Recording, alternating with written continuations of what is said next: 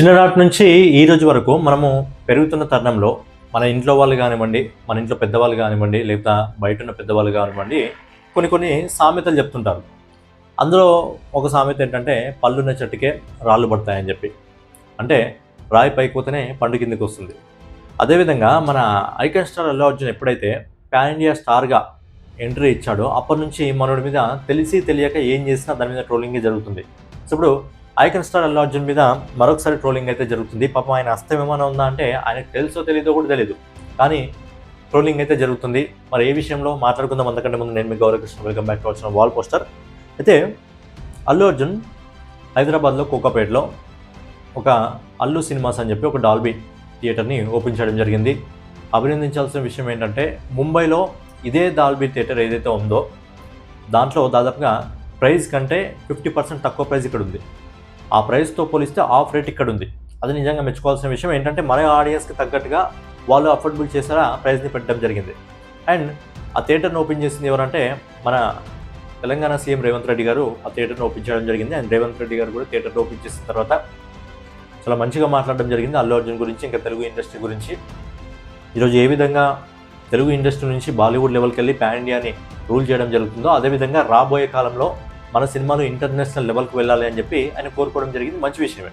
అయితే సమస్య ఇక్కడ రాలేదు. సమస్య ఎక్కడ వచ్చిందంటే ది గ్రేట్ ఆఫ్ వాల్.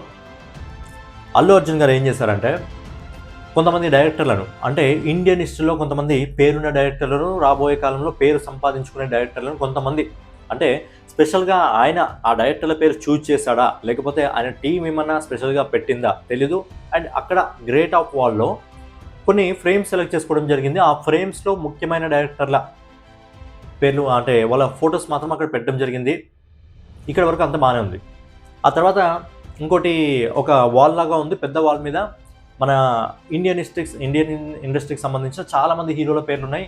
మన తెలుగు హీరోల పేర్లు కూడా ఉన్నాయి. ఆఖరికి విశ్వక్సేన్, సందీప్ కిషన్ పేర్లు కూడా ఉన్నాయి. అంటే అందరి పేర్లు అందులో హిందీ హీరోలు, తెలుగు హీరోలు, మలయాళం హీరోలు, తమిళ హీరోలు, మంచి మంచి పేరు మోసిన హీరోలు అందరి పేర్లు కూడా అందులో ఉండడం జరిగింది. సో ఏంటంటే ఇక్కడ వరకు బాగానే ఉంది. కాకపోతే ఆ గ్రేట్ ఆఫ్ వాల్ ఏదైతే ఉందో అందులో ఎవరెవరి పేర్లు ఉన్నాయంటే ఎస్ఎస్ రాజమౌళి గారు, ఆయన ఖచ్చితంగా ఉంటారు. ఎస్ఎస్ రాజమౌళి గారు ఎందుకంటే ఈరోజు పాన్ ఇండియా స్థాయికి సినిమా లెవెల్ని తీసుకెళ్లాడంటే, ఈరోజు పాన్ ఇండియా నుంచి మళ్ళీ పాన్ వరల్డ్ స్థాయికి సినిమాని తీసుకెళ్తున్నాడంటే ముందుగా ముహూర్తం స్టార్ట్ చేసింది ఆయనే, మొదట చేసింది ఆయనే. కాబట్టి ఎస్ఎస్ రాజమౌళి గారి ఫోటో ఉంది. తర్వాత సుకుమార్ గారి ఫోటో ఉంది. ఎందుకంటే సుకుమార్ గారు ఒక మంచి లైఫ్ని ఇవ్వడం జరిగింది బన్నీకి పుష్ప 2తో. అంతకుముందు త్రివిక్రమ్ గారు అలవైకుంఠపురం ఇండస్ట్రీ హిట్ అది. తర్వాత మణిరత్నం గారు, వెట్రిమరన్, అట్లీ, రిషబ్ శెట్టి, కాంతారా రిషబ్ శెట్టి అండ్ ప్రశాంత్ నీల్. ఇది మా కొంతమంది సౌత్ డైరెక్టర్లు. అలాగే బాలీవుడ్కి సంబంధించిన కొంతమంది డైరెక్టర్లు కూడా ఉన్నారు. రాజ్ కుమార్ హిరానీ, సంజయ్ లీలా బన్సాలి మరియు సందీప్ రెడ్డి. సందీప్ రెడ్డి వంగ బాలీవుడ్ డైరెక్టర్ ఏంద్రా ఆయన, మా డైరెక్టర్, టాలీవుడ్ డైరెక్టర్ సందీప్ రెడ్డి వంగ. ఒక సినిమా తెలుగులో తీసి తర్వాత 2 సినిమాలు హిందీలో తీసేసరికి బాలీవుడ్ డైరెక్టర్ చేస్తారా.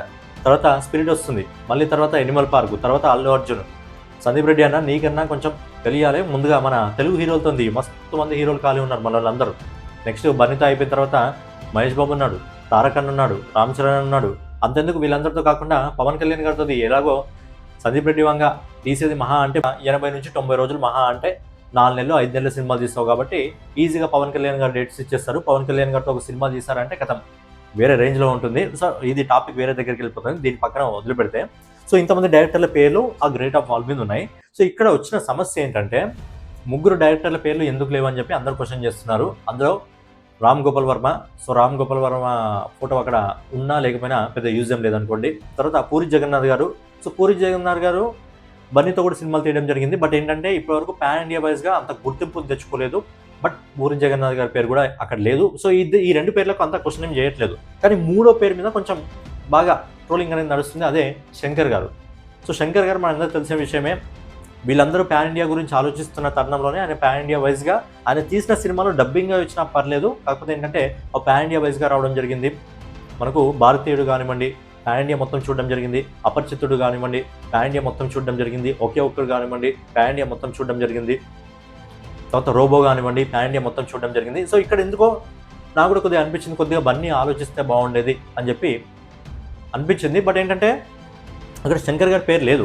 అది బన్నీ గారికి తెలుసో తెలీదో తెలీదు, ఖచ్చితంగా అంత పెద్ద డైరెక్టర్ అన్నప్పుడు ఖచ్చితంగా బన్నీ పెట్టేవాడు. కాకపోతే అక్కడ ఎన్ని ఫ్రేమ్స్ ఉన్నాయి, గ్రేట్ ఆఫ్ వాల్ మీద ఎన్ని ఫ్రేమ్స్ ఉన్నాయి దాన్ని చూసుకొని సెట్ చేస్తారా, లేకపోతే అది బన్నీ టీం చేసిందా, బన్నీ చూసుకున్నారా లేదా అనేది బన్నీకి మాత్రం తెలీదు.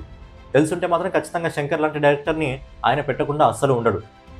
సో ఏంటంటే దానిపైన ట్రోలింగ్ జరుగుతుంది. కొన్నిసార్లు ఏంటంటే అది మర్చిపోయాడు అనుకోవచ్చు. మనం పాజిటివ్గా ఆలోచిస్తే పాజిటివ్గా కనిపిస్తుంది, నెగిటివ్గా ఆలోచిస్తే నెగిటివ్గా కనిపిస్తుంది. అది బన్నీకి తెలుసో తెలీదో అలా ఒకసారి ఆలోచిస్తే కూడా మనకు అర్థమైపోతుంది. కానీ బన్నీ అంత పెద్ద డైరెక్టర్ని ఏ విధంగా వదిలేస్తాడో, అట్లీ లాంటి డైరెక్టర్ని ఎందుకు పెట్టాడో, అట్లీ ఏం బీకాడో అని అంటున్నారు. కానీ అట్లీ ఏం బీకాడో 22 వస్తే బయటకు వస్తే మనకు కనిపిస్తుంది.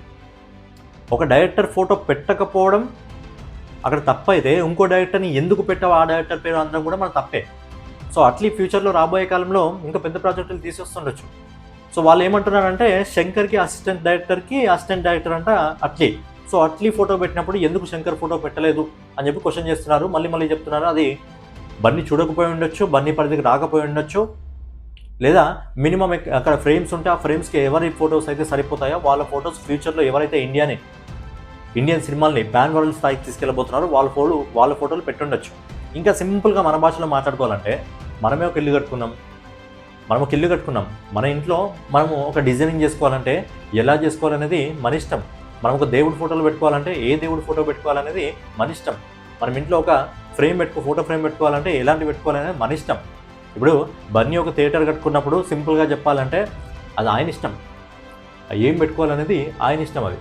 సో ఏంటంటే దానికి కూడా ట్రోల్ చేసి దానికి కూడా ఏదో తగ్గించి ఆల్రెడీ ఈ మధ్య ట్రోలింగ్ బాగా జరుగుతుంది. మన బాలీవుడ్ నుంచి ఒక అమ్మాయి ఇదే విధంగా బన్నీని కలవాలంటే 3 అడుగుల దూరం ఉండాలి, 4 అడుగుల దూరం ఉండాలి, ఫోన్ మాట్లాడొద్దు, ల్యాప్టాప్లో చాటింగ్ చేయొద్దు అని చెప్పి ఏవో ఫేక్ ఎలిగేషన్స్ వేసింది.